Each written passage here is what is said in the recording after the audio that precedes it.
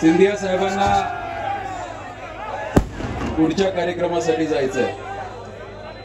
मंचकावरती उपस्थित जे आज आपल्या श्रीगोंदा नगर विधानसभा मतदारसंघाच्या प्रचाराचा शुभारंभ करण्यासाठी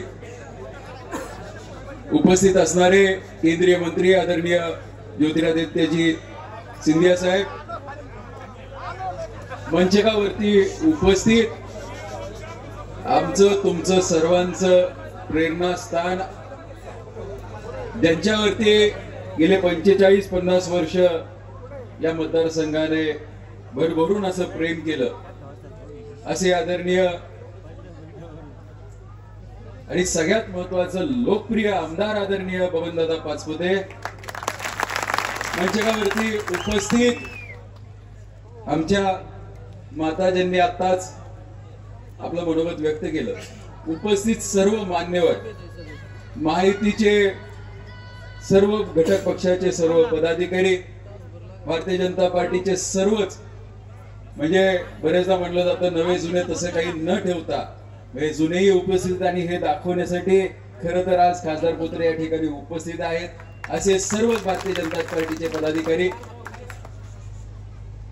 मला साहेबांनी सांगितलं की मला पुढच्या कार्यक्रमाला जायचंय, त्यामुळे तुम्ही थोडक्यात घ्या, आणि म्हणून बाळासाहेबजी माडिकांनी बरेच जणांचा नामोल्लेख करण्याचा प्रयत्न केला, काहींचा राहिला असेल, मी दिलगिरी व्यक्त करतो। खर तर मला अजूनही स्वतःला खरं वाटत नाहीये की एक उमेदवार म्हणून मी तुमच्या समोर उभा आहे। आम्ही या मतदारसंघामध्ये 20 तारखेला आईंचं नाव जाहीर झाल्यानंतर भारतीय जनता पार्टी महायुतीच्या अधिकृत उमेदवार म्हणून आम्ही त्यांची प्रचाराची तयारी केली होती। प्रचार साहित्यही जवळजवळ तयार झालं होतं, आणि महाराज हे सगळं तयार झाल्यानंतर ज्यावेळेस नाव जाहीर झालं त्या सगळ्यात खुश आम्ही होतो, कारण आम्हाला तिकीट मागण्यासाठी खरं कुठे जायला लागलं नाही। पक्षाने आमच्यावरती जे काही मागचे 10 वर्ष इमानदारीत दादांनी काम केलं, या कामाचं पावती म्हणून आईंचं नाव, ज्यावेळेस तुम्ही 99 आमदारांची यादी पाहिली असेल, त्यामध्ये फक्त 2 अशी व्यक्ती होते की जे आमदार नव्हते, आणि त्यात आईंचं नाव होतं। इतका मोठेपणा पक्षाने आम्हाला दिला होता, आणि मी सगळ्यांच्या साक्षीने या ठिकाणी सांगतो की ज्यावेळेस मतदारसंघाचा उमेदवार कोण असावा ही विचारणा झाली होती, त्यावेळेस 1 नंबरचं प्राधान्याचं नाव दादांनंतर जर कोणाचं मी दिलं असेल तर ते आमच्या आईंचं प्रतिभा बबनराव पाचपुतेंचं दिलं होतं। नाव देत असताना मलाही वाटलं नव्हतं, कारण आपण आज या ठिकाणी मोठ्या संख्येने पुरुष मंडळी आहेत, आमचे तरुण कार्यकर्ते आहेत, आपण फक्त पहिला हा विचार करतो की उद्दिष्ट गाठायचंय, आपल्या मतदारसंघाचा आमदार हा आपला झाला पाहिजे, आणि मग तो होत असताना पहिलं नाव माझ्या डोळ्यासमोर कोणतं आलं असेल तर ते आमच्या आईंचं होतं। मग आईंचं नाव दिल्यानंतर त्याच नाव जाहीर झालं तोपर्यंत आईंना माहितही नव्हतं की त्यांचं नाव वरती गेलेलं आहे, आणि सुदैवाने ज्यावेळेस नाव जाहीर झालं त्यावेळेस खरं तर घरात ते म्हणतात ना, गंगा जमुना सुरू झाल्या, आणि वस्तुस्थितीची जाणीव झाली की आपण काय करून बसलो। कुटुंबात जर मी आईंचं नाव दिलं नसतं तर एखादं नावही जाहीर झालं नसतं यादीमध्ये। आम्ही फक्त एका दिशेने एका विचाराने विचार करून ते नाव दिलं होतं की दादांनंतर उत्तम नेतृत्व, कारण जर आमच्या कुटुंबाच नाही तर सगळ्या कार्यकर्त्यांचं पालकत्व जर कोणी स्वीकारलं असेल दादांच्या पाठीमागे तर ते आदरणीय आक्कांनी स्वीकारलं होतं।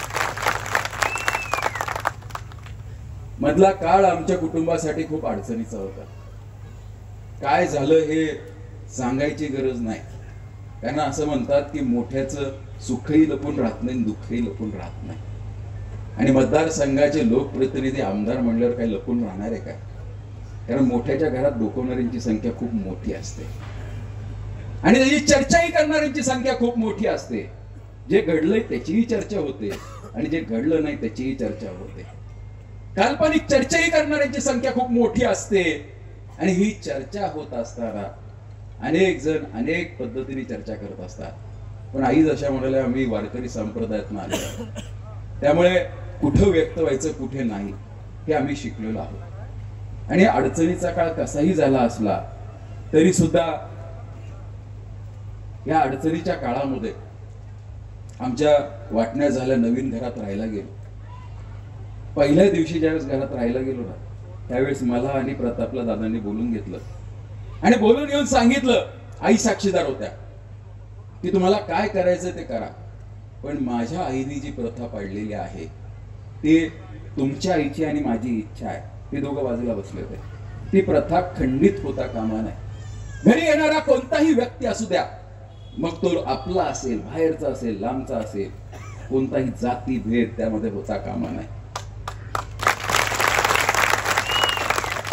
येणाऱ्या प्रत्येक व्यक्तीला काहीतरी दिल्याशिवाय परत पाठवायचं नाही, निर्मुख जाता कामा नये. आम्ही पोटाला चिमटे घेऊन काही वर्ष, काही दिवस काढलेले, काही महिने काढलेले. आमचे स्वतःचे वांदे होते, पण म्हटलं आपण जर दाखवलं ना तर समाजाचं खूप अवघड असतं. दुर्दैव असं आहे महाराज, आमच्या चेहऱ्याकडे बघून कधी आमची अडचणही दिसणार नाही आणि दारिद्र्य असेल किंवा गरिबी असेल ती कधी दिसणार नाही. पण आम्हाला अभिमान आहे की आम्हाला इतकं चांगलं सौंदर्य या देवाने दिलेलं आहे, इतकं चांगलं रूप या देवाने दिलेलं आहे. त्यामुळे आम्ही कधीही आमच्या अडचणी, दुःख आम्ही चेहऱ्यावरती कधी दाखवून देत नाही. पण याचा गैरफायदा अनेकदा लोक घेतात. आमचा स्वभाव असा असतो की जे झालंय ते कधी ना कधी समाजाला कळणारच आहे, त्यामुळे त्याच्यावर उत्तर का देत बसायचं. आणि आम्हाला दादांनी कायम एक सांगितलेलं आहे कधीही, आणि माझी सर्व कार्यकर्त्यांना विनंती आहे की आपण सुद्धा आता उद्या प्रचार करत असताना विरोधक काय बोलतात याच्यापेक्षा आपण काय बोलतो याला महत्व दिलं पाहिजे. विरोधकांवरती हे कमरेखालच्या वर 100% करणारे, कारण यांची लायकी पात्रता या मतदारसंघाने पाहिलेली आहे. पण आपण सर्वजण संयमी नेत्याचे कार्यकर्ते आहोत आणि आपण सुद्धा संयम पाळगायचा आहे.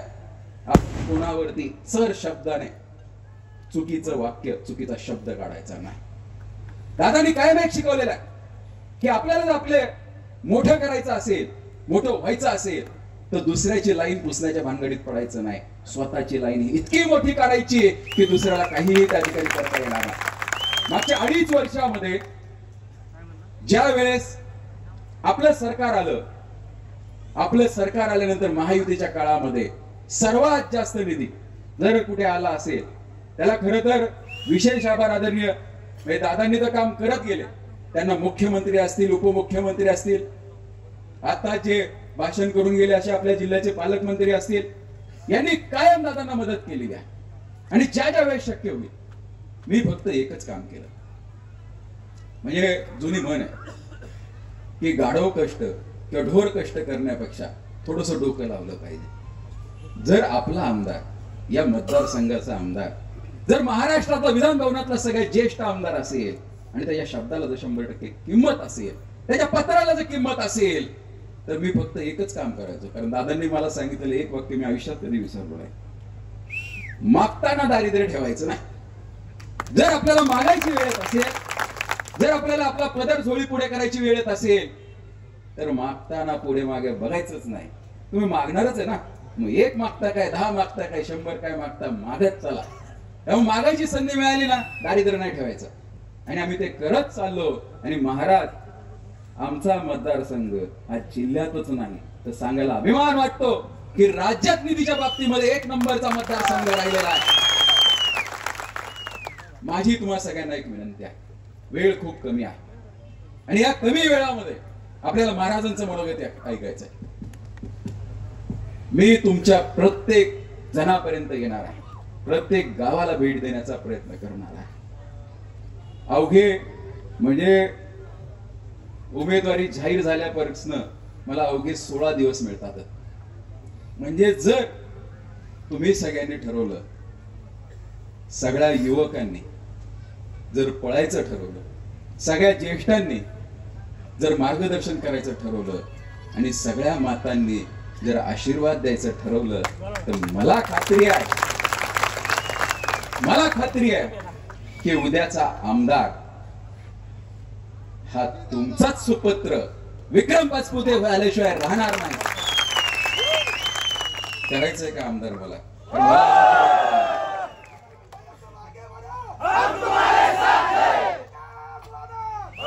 माझी तुम्हाला एक विनंती आहे. अनेक जण इथं आहेत, कळत नकळत तुम्ही बघा, लहान पोरं घरात असतात. पोरं कायम बरोबर काम करतात असं नाही, कधी नटखट असतात. आता आमची इथे एवढी तरुण संख्या आहे, कधी कधी काही चुका घडत असतात, न कळत काहीतरी वायफट सारखं बोलून जातात.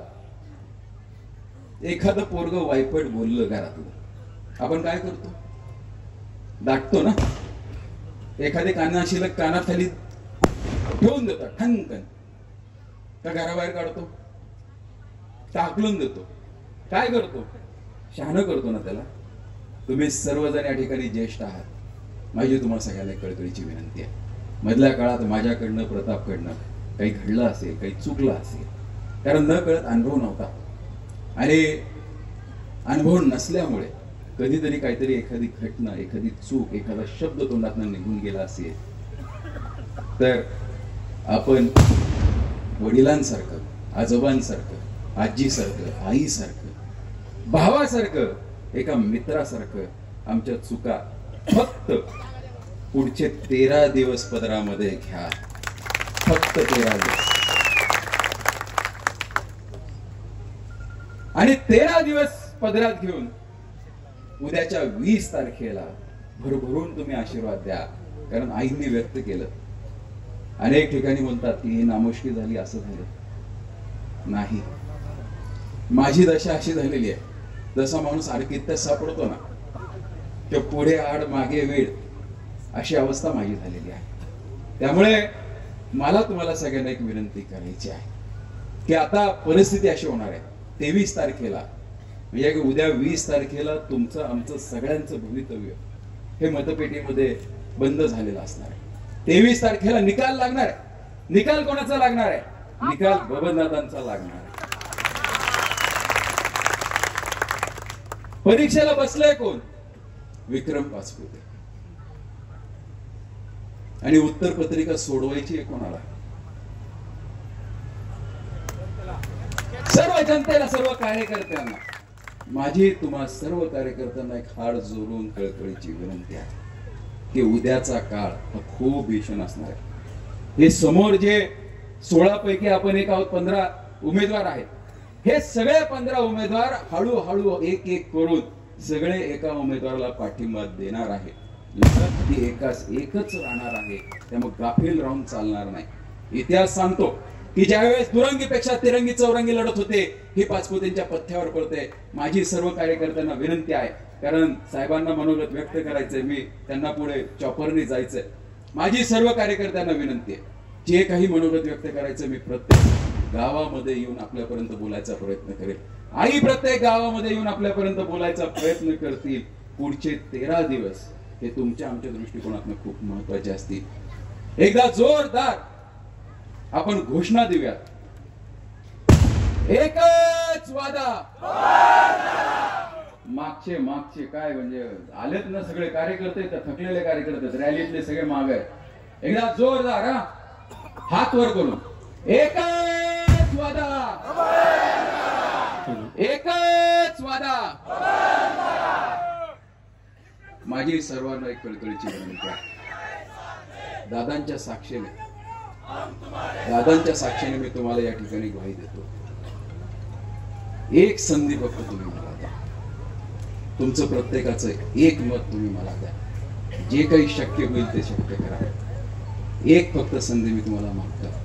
कारण उमेदवारी मी मागितली नव्हती, मला ती मिळाली होती. पण मी संधी तुमच्याकडनं मागतोय की या उमेदवारीचं, या संधीचं सोनं करायची संधी मला द्या. आणि मी तुम्हाला सांगतो, तुम्ही जर माझ्यावरती विश्वास टाकला तर या विश्वासाला कधीही तडा हा विक्रम पाचपुते जाऊन देणार नाही. कारण हा बबनराव पाचपुतेंचा पठ्ठा आहे. तुम्हाला